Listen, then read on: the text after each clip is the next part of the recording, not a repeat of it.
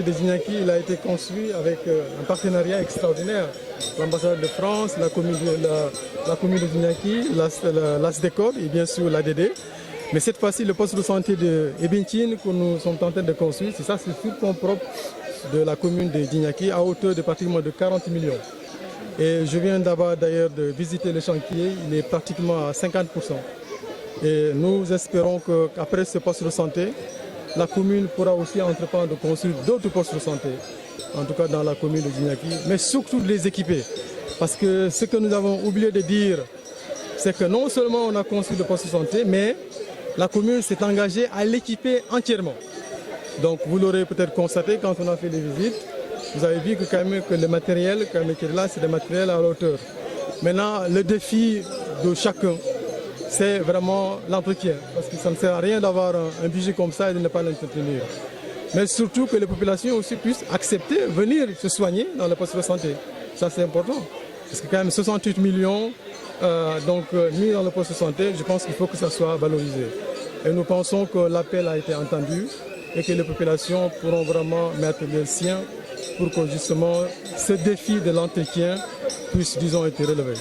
Je pense que l'ambassadeur vous a entendu. Et comme je l'ai dit tout à l'heure, évidemment, il est en fin de mission au Sénégal. Mais j'en suis sûr que l'ambassade de France, évidemment, ne va pas quitter, disons, ces liés. Et j'en suis sûr qu'il va transmettre, disons, ce message à son successeur.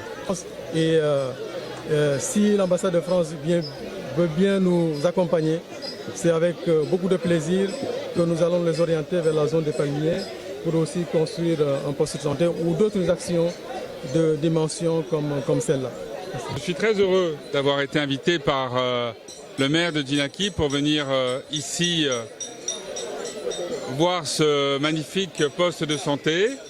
Je suis fier que la France ait pu accompagner la mairie et l'association des habitants de Djignaki pour faire ce poste. Je sais qu'il est important pour les habitants, pour les femmes qui viennent ici accoucher, pour tous ceux qui ont besoin de santé de proximité.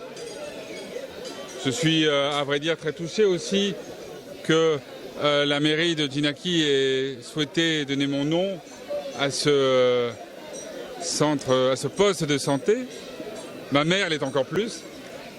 Et c'est aussi représentatif, je dirais, de l'action que nous menons en Casamance depuis maintenant longtemps. Je me rappelle être venu ici pour la pose de la première pierre.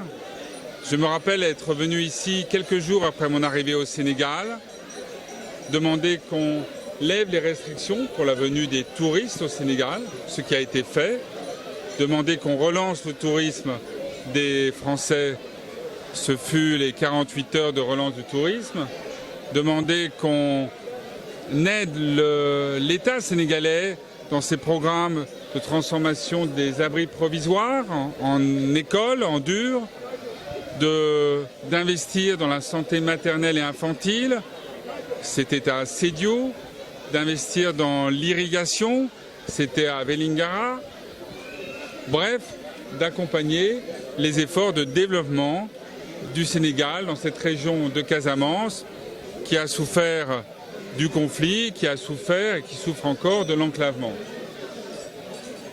Alors, je suis heureux que nous ayons pu faire cet effort. Cet effort, nous allons le poursuivre. Ici, notre ami, l'attaché de coopération, notre ami David, a été très actif pendant 2 ans. Il sera évidemment poursuivi cet effort après son départ.